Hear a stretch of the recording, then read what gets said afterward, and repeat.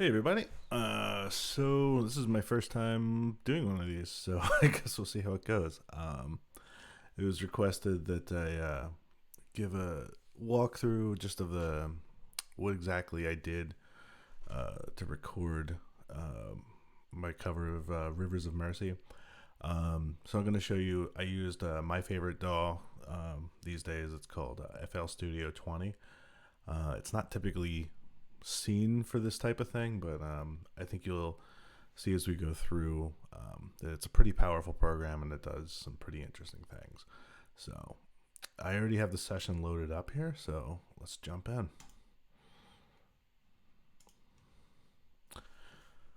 So as you can see, I have all my different tracks here. We have everything from, you can see I have a track here called Tempo. That's actually because the song starts at 71 beats per minute and then goes to 76 beats per minute. So it's kind of interesting that you have to actually make those adjustments, and you can actually have the program make those adjustments on the fly. So I used quite a mix of instrumentation. I used real instruments. You can see I have a few behind me here. I have my upright bass. I have my nylon guitar in the corner here that you can't see. And I did all this on a not particularly super powerful machine. This is a Lenovo ThinkPad. It's an i7, but it's about 4 years old. And it's just a little 12-inch laptop. So it gets the job done. And a lot of the things that were done in this was software instruments, simply because I'm not a particularly good keyboard player. And we have to work with the tools that we have. So if we take a look here, you can see I have my different tracks. So piano, drum machine, something I called bass thing, B3, guitar fills, vocal ad-libs, and a few others that we'll go through as we get there. And so one of the things I have here, this is a special mouse. It's actually a gaming mouse. It's made specifically for online games because you can program all of these buttons. And one of the things I use to help with my workflow is I have these buttons all programmed to do different things here. So let's say I need to do recording. I just press a button on the mouse, and then it will arm the recording button over here, and I have copy and paste put in there, and it just makes my workflow a lot easier, and I have to touch fewer things. Another view that we have here, this is the mixer view.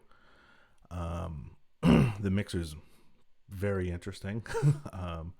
And you can see over here, each mixer track has different plugins, and I'll show you the different plugins that I used in a bit.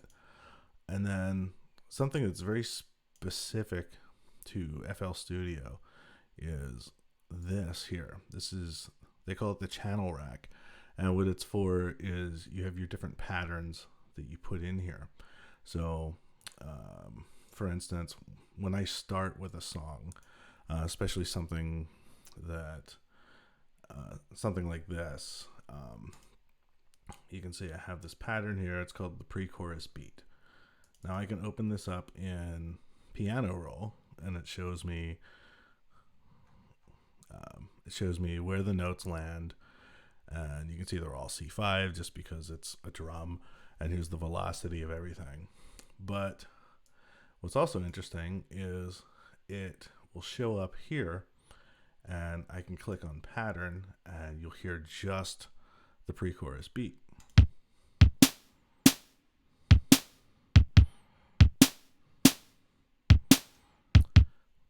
And this works exactly like a like a Roland sequencer, like one of the old drum machines. Each one of these is a 16th note, and you can see my pattern actually extends out this far.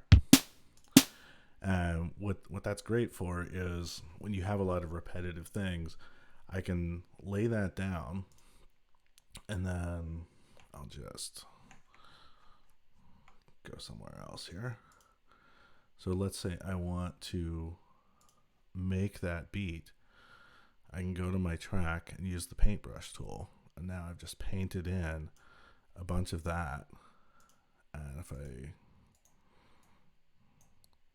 move my cursor over here, now that's just playing right there, and I don't have to worry about getting everything lined up. It all just pastes in there really nicely. So I'm just going to undo all that. And so we'll start out with the introduction, the piano piece. Again, like I said, keyboards are not my strong suits, shall we say. So, but I do understand music theory, and I know how to build chords and things like that. So if I open this up in what we call piano roll,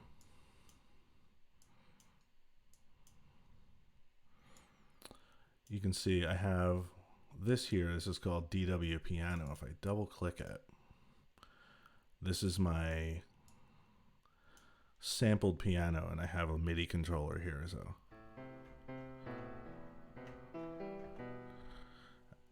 and you can see in the background, every time I press a note, it lights up. So what I have here, these are my chords, and again, I'm in pattern mode. So I'm just going to play the pattern, and you'll see the intro.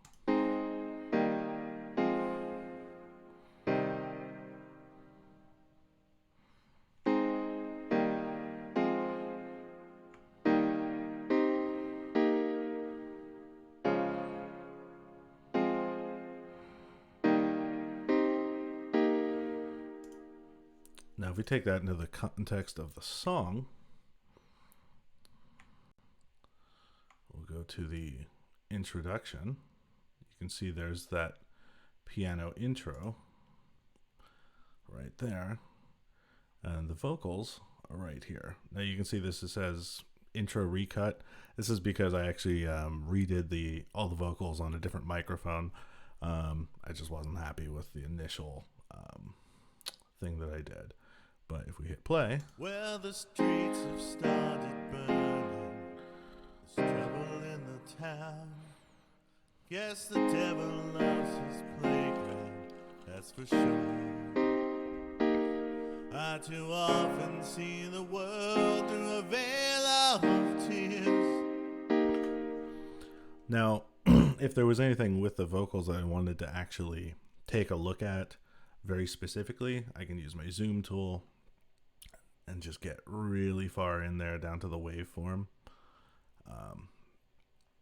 But what I want to show you now is how this works in context of the mixer. So you can see, you probably can't see right now because it's out of the way. So I have this track here, track 32. That is my vocals. And you can see I have a parametric EQ here. And this is just for some basic shaping of my voice. Well, the streets have started burning. There's trouble in the town. So I'll turn that off. Guess the devil loves his playground, that's for sure. I too often see the world. So you can see that's just one of the things. Now, obviously with vocals, you're going to have a lot of effects. So you'll hear things like delay, reverb, and all that. But none of that is on this particular track, because what we do is, just like in a real mixing scenario, we do what we call bussing. So what I've done is I've bussed all of my vocal tracks over to this here, which is my vocal sub.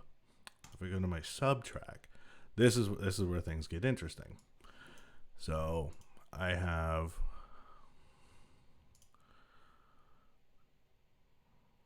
different things that I can turn on. So this would be a real-time tuner.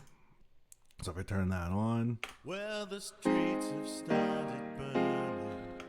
It'll just tighten up what anything that's really badly missed. I mean, if something's too badly missed, you obviously re-record it, but it just gives you a little bit. But you can see I don't use 100% correction. 100% really starts to sound unnatural. Then we have another EQ for some more shaping. Well, the streets have started burning. So we do a low cut on there. In the town. And this is a really fun one. This is called a virtual mix rack. So what this is a clone, a digital clone of a Neve channel strip, and then an FG401 compressor, another EQ to kind of give it a little bit, just a little something. And you can see here's this is thickness. It gives it a little more. So now if we listen to that same track with these plugins on. Well, the streets have started burning. There's trouble in the town. Guess the devil loves his playground, that's for sure. And because I'm recording this video at the same time, and my computer's actually skipping a little bit, it doesn't normally do that. But so I'm going to turn that particular plugin off right now. But just to give you an idea of what is typically done. So that kind of gives you an idea of how the how the vocals are actually routed through here. And you can see the vocal sub also goes to some other places. So the vocal sub mix group, I have it going to I call it a Haas delay, because but it's a really short delay. It's like 30 milliseconds or so. It just makes your voice kind of come forward a little bit. Then right here I have a quarter note delay, which when you're in the mix, gives you a really nice, just a nice something. And then over here I have these two reverbs that it's being sent to, and then I have it being sent to a plugin called an exciter. It's also called a stereo enhancer, and really that's just kind of the sauce at the end of the mix that just kind of brings everything a little bit further up. And then everything is finally routed to sum, and then the sum is just routed to the master, and the master has nothing on it for real, even though we see a couple. There's one called Fruity Notebook. What the notebook is actually my chart for the song. So everything comes to the sum, and this is where all your final plugins land. So your final mastering plugin. The last plugin I always use is called a virtual tape machine. Literally, it looks like a tape machine, and it just gives it that nice tape saturation that you would get. But anyway, getting a little far ahead of things, let's move forward. So, and you can see that every time, what I've been doing right now is I've been turning off the plugins that we're not using, and that's really just to save compute cycles on what we're doing, and it just lets the video not skip as we're recording this. So now if we go to right here at bar 10, the song changes tempo where the bass comes in. So I'll let you see what that does.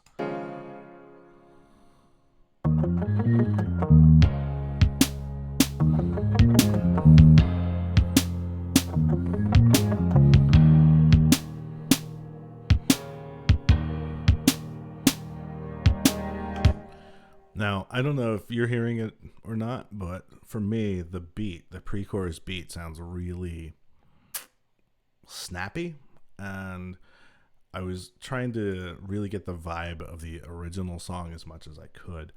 And so what I'm going to do is I'm going to show you what I did to make it sound more like the original. So here we are at the pre-chorus beat, and you can see it's just a kick drum and a snare drum.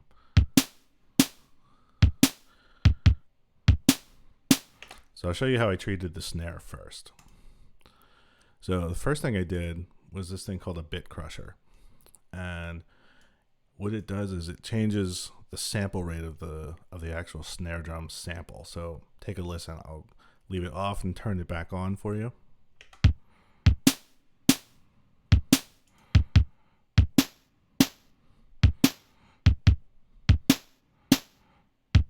And back on or off.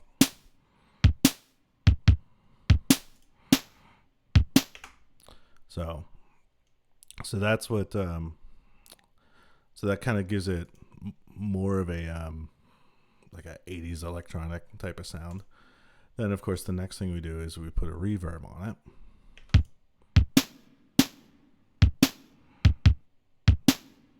The reverb off.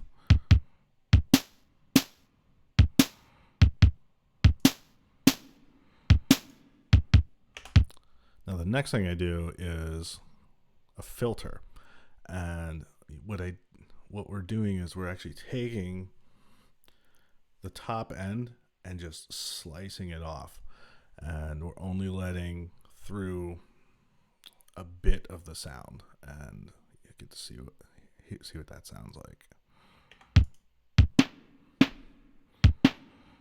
Filter off, filter on. Now we go a step further with the parametric EQ. Turn the EQ on.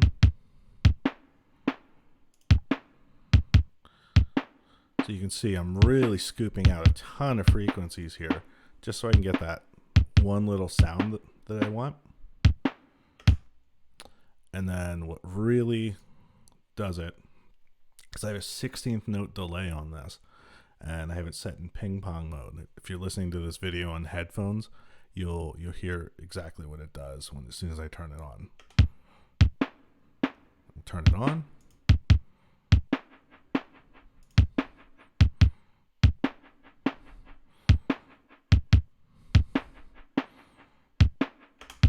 So it's a subtle effect, but in the context of everything else, it really gives you a really nice ambiance, I guess would be the way to put it. And then with the kick drum, I was actually very simple. All we did was we did a parametric EQ. Right now it's off, so you'll see all the frequencies of the kick drum come through. Now that filtered snare, this doesn't really match. So what we're going to do is we're going to put the parametric on.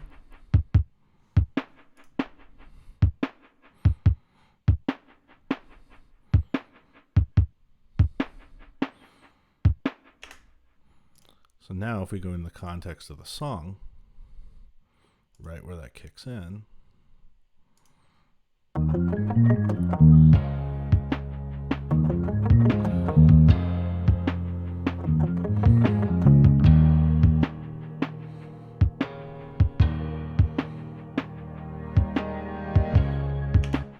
okay. So if we take a look here, so that's how the drums were handled. Basically the sounds don't change. I just have a different pattern that I use when we get to the verses. So if I open that up, it just has a few adjustments. You can see this is a kick, a hi-hat, and a snare, and that's really the difference that we have. Now if we take a look at the bass, the thing that I called bass thing, so bass pre-chorus, this was just a little run.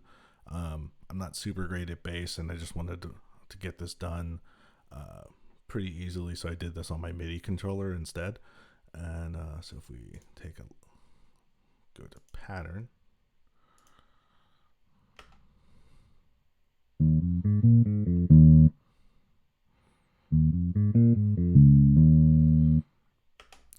so really simple, and there really wasn't much treatment done to the bass. It's just pretty straightforward. So that's the track that we call bass thing. And then what I did was I cloned that pattern, because we can do everything in right here in the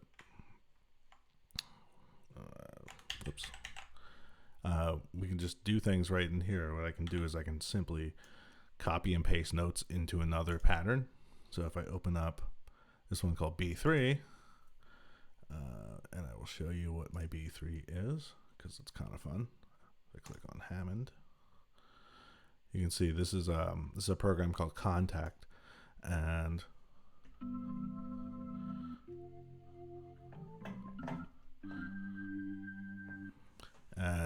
I'm not going to touch the drawbars because they're where I want them, but but you can it sounds exactly like one. I can sit here, hold a note, turn on the Leslie,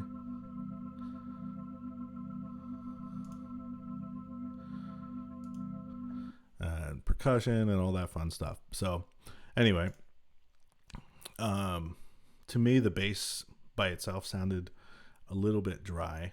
So what I did was, in the pattern, I simply doubled it on the B3.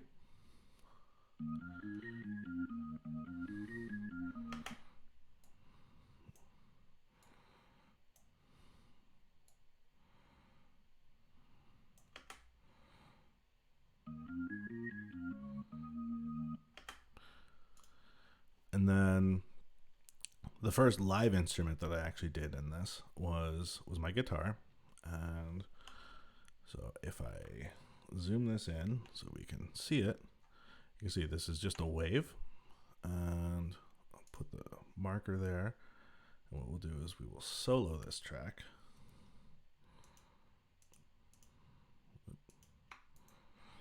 So the only track that's going to play right now is the guitar. So what that was just me playing my guitar straight into the computer. And when we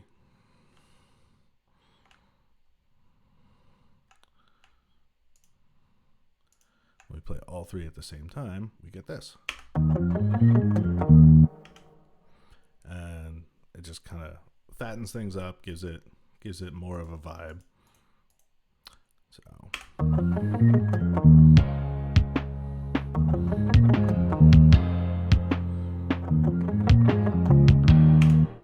now one of the things I did, you can see this piano main riff looks like a waveform. This one looks like MIDI. What I did was, on where it says main, because I have so many more tracks playing, I did what's called a render. So if I just play the pattern,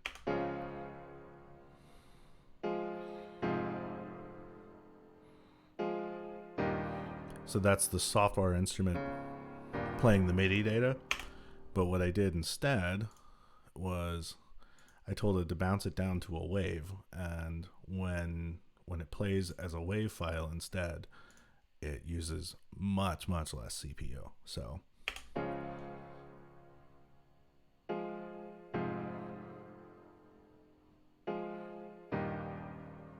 and you can see it sounds exactly the same. Now, the other thing that I did was I used I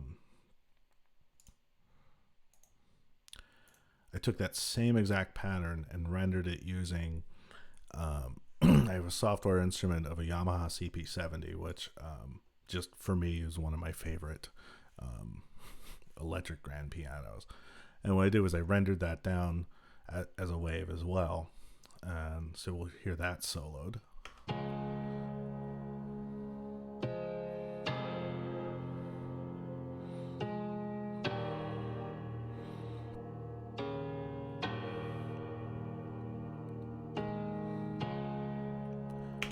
And because it's a loop, I have the selection is actually only this many measures long, and they're simply pasted so that they crossfade into one another, and you'll hear that.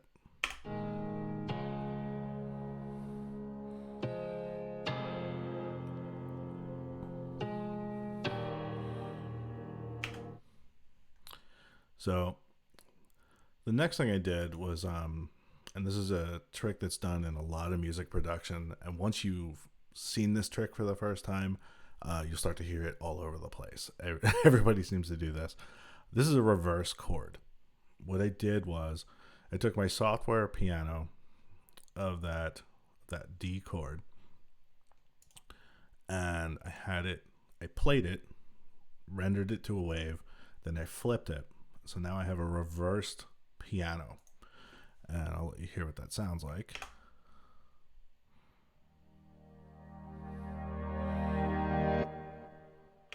And there's a reverb on there, so the tail continues. And what we'll do is I'll play this section without it.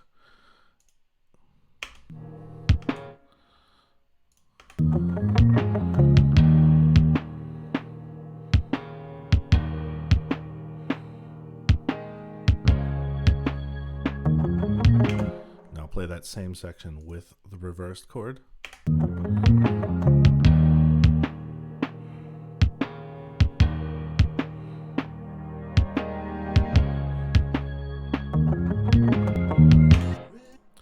So you can see what I did there was I used that reverse chord, and it builds the energy of the song a little bit. And then you can see when that next section comes in, that's when all of a sudden the next software instrument's in, the B3, playing those sustained chords. And so I'll let you hear what that pattern sounds like.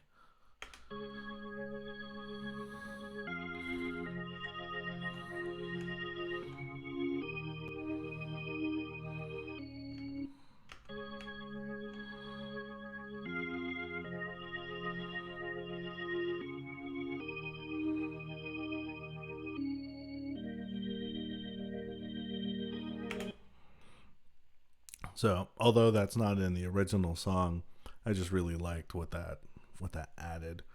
And this is actually the first time you hear, other than the intro, you actually hear some vocals come in as well. And you can see I have these tags up here at the top.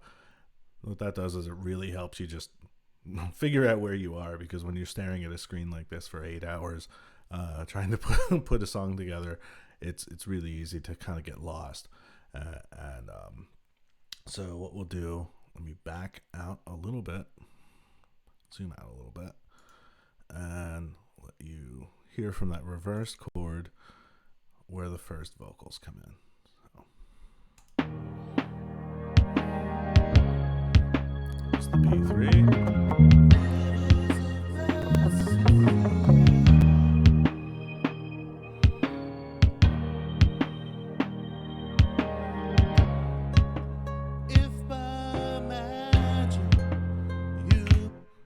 So what you can hear there, using that transition, it's nice to be able to build it up and then make a change. So we built it up, then the B3 came in. Then we built it up and the B3's gone. But you probably heard the nylon guitar happen right there. So this is another live instrument I did. This was my Yamaha nylon guitar, and it's actually really, really simple what I did. So let me find it on here. Yamaha nylon. So what I have in here on the track itself is it's EQ'd. Something that you really have to do. You really have to low pass pretty much everything. Otherwise, the bottom end will start to build up track over track over track. My first pass at this song was unlistenable because there was so much low end. So we carved out a nice spot for the Yamaha.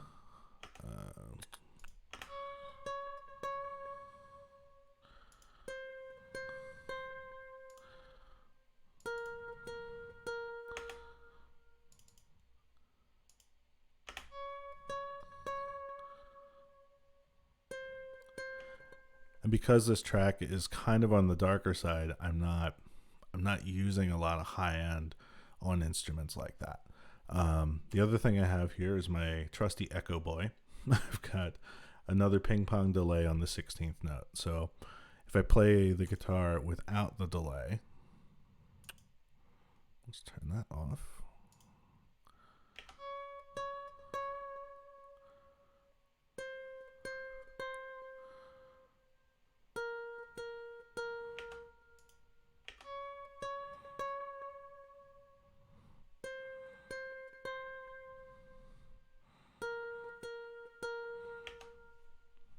And what's nice about being able to sync your echo time to whole note, half note, eighth note, 16th, everything is synced with the clock of the session. So if we're at 76 BPM, it's always going to be exactly a 16th note at 76 BPM, which is fantastic.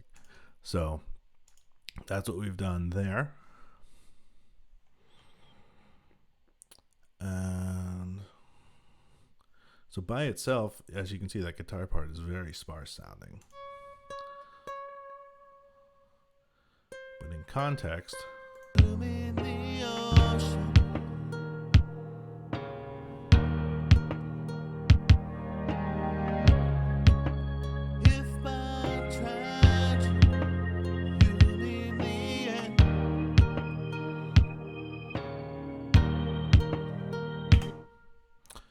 so now we finally get down to the vocal line, and the vocal line is it's vocals, right? So having these markers is super helpful, because if I want to just recut the first verse, then I go to my verse and I look to see what track I'm on. So this is track 32,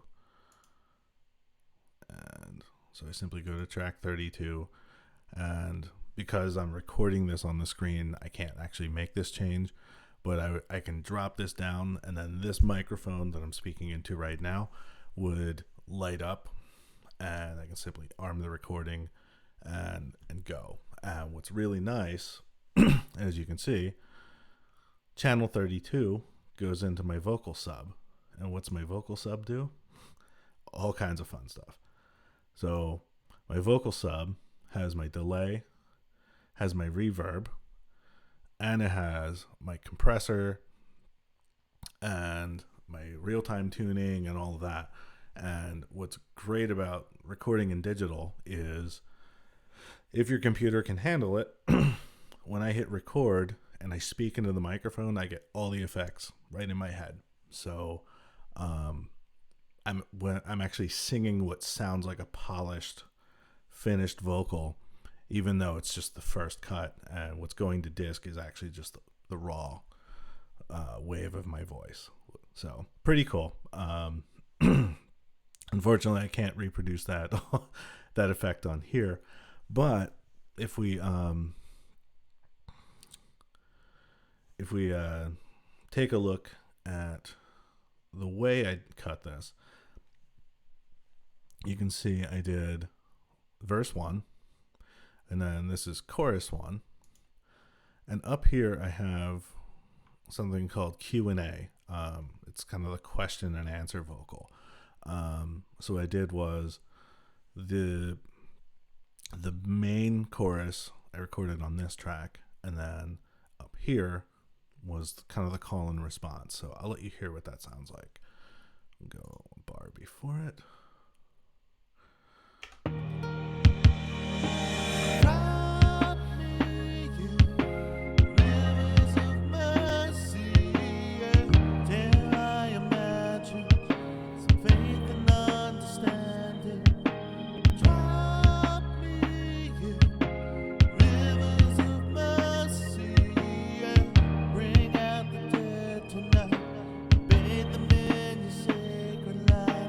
So you can see how that all comes together. And then one of my favorite things about using FL Studio, and I'm sure a lot of other programs have it too, is I have my chart right here. So as I was saying, with this special mouse I have, I can actually arm the recording and actually hit record without touching the keyboard, without making any clicks or anything like that. I just hit the little thumb button and I get to go. So then if I know I'm recording the chorus, I have the chorus right here. It's right in front of my eye line. So face on the microphone, eyes on the screen. I can just cut the vocals. And then if I miss a word, well, that's on me. Okay, so let's take a look at the bridge section.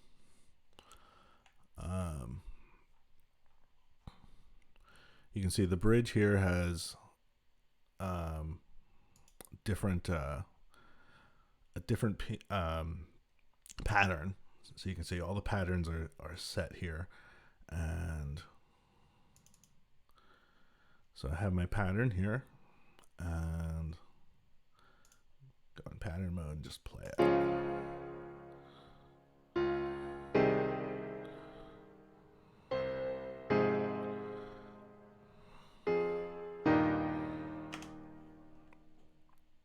So then if we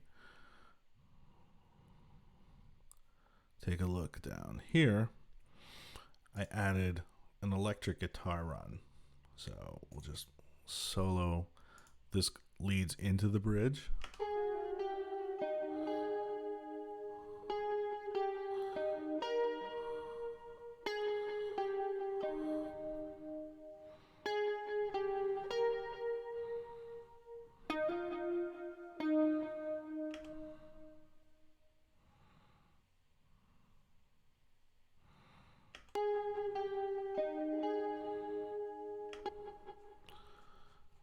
And this is the problem when you have a song that changes tempo on you. I have to go back to here.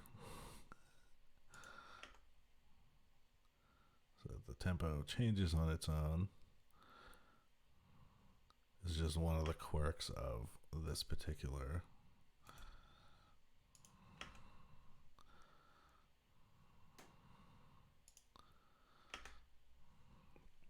most DAWs don't have this problem. It's just a quirk of working with FL Studio, unfortunately. But so now if I solo this,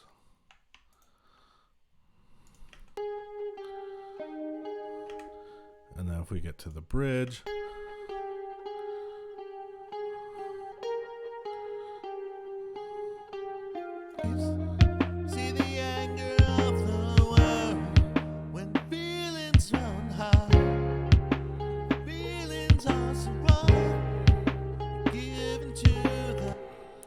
so that's generally how everything works. Now, what I want to show you is really my favorite thing about working with this particular DAW over something like Pro Tools or Cubase or something like that.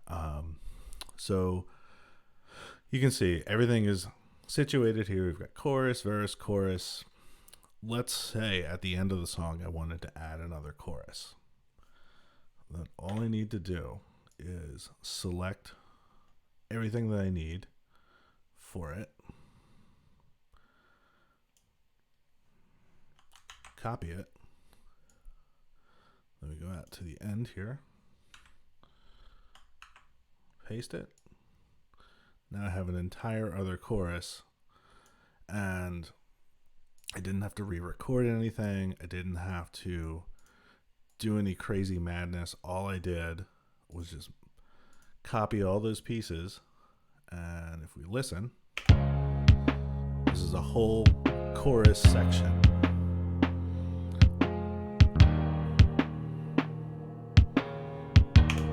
Okay, we'll undo that though. And I just realized there was one other thing that I didn't show in this, and what that was you can see here there's this track called NS bass, and what that is my electric upright bass that I have over there. What we'll do is we'll just solo it so you can hear it.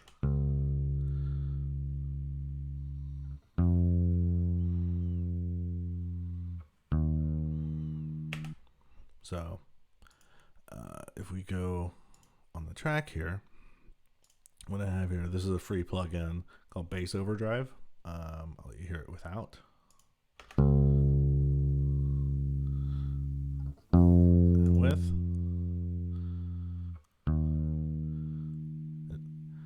Even though it's an overdrive, because I pulled everything back, it actually mellows it out.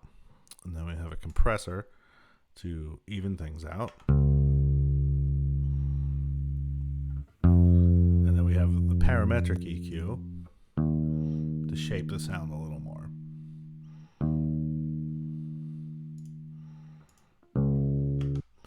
Now, the low frequency instruments like the kick drum and the bass, we do something interesting with that. So you can see the bass is routed to the bass sub, and I have those sent two different places. Well, three. The sum, which is where all my tracks end up. Then we have the exciter, which can actually do some things for the bass. It'll let you hear some of the string noise and things like that. If that's what you want, you don't necessarily have to send that if you don't want to. And then we have something here that this was a trick I learned from a Grammy-winning producer in one of his online courses. It's called a rear bus. What it is, you can think of it, it's a parallel compression bus. And what you do is you send just a little of something you want really fattened up to it. So this has a special plug-in on it called a decapitator. And so I'll play.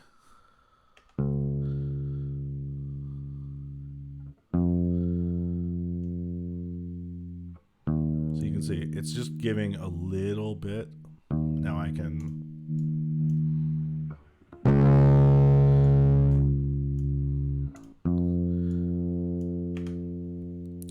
Now what you actually hear out of it is going to be very subtle, but again, when you're doing working in a DAW and making pieces like this, the subtle things are really what matter. Now the last thing I'm gonna do is, unfortunately, I can only show you because I simply don't have enough CPU on my computer to let you hear this.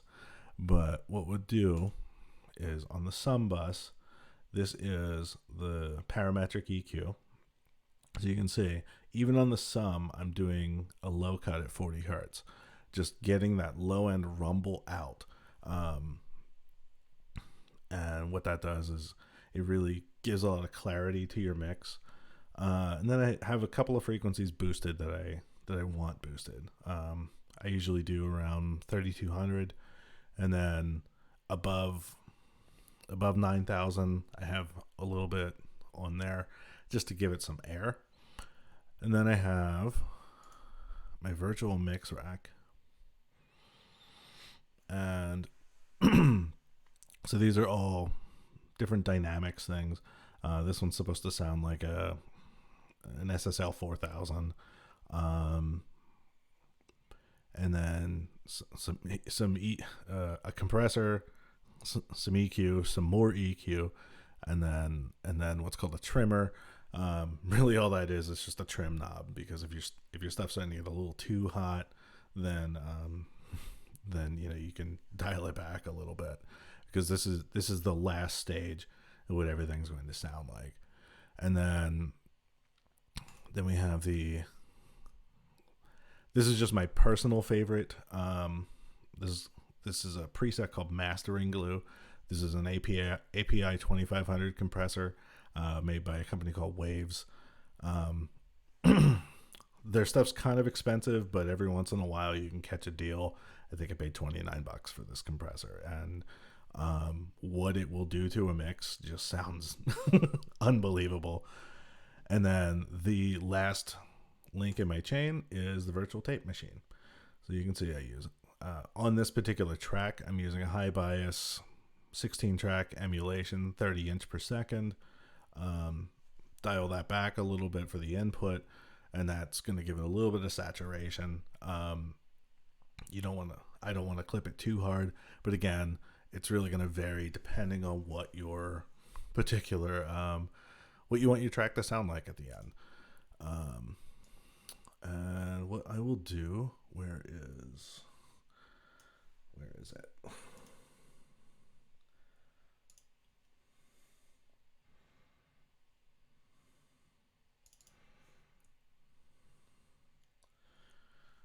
So this is the finished track, the one you heard on the website, and also this is what was exported from FL Studio after all of the pieces, all of the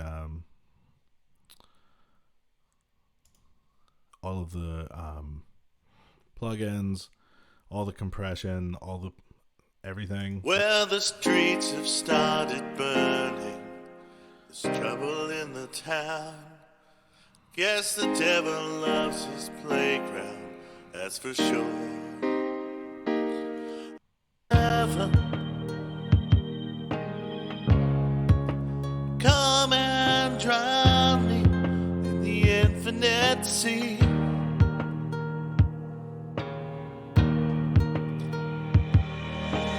Drop me in the rivers of mercy. Dare I imagine some faith and understanding? Drop me in rivers of mercy. So anyway, I hope this wasn't too in depth. I could honestly talk about this stuff for hours. It's just something I really love doing. And unfortunately, I don't quite have the setup to be able to show you how to do each individual instrument, mic placement and all that. As you can probably see, I'm just in a bedroom up here. I used to have a studio, I no longer do. But this is what can be done with a laptop and an audio interface and some quick gear. So hope you enjoyed it, and if somebody wants to see another one of these, let me know, and I guess we can go through it. So enjoy, and see you all next time.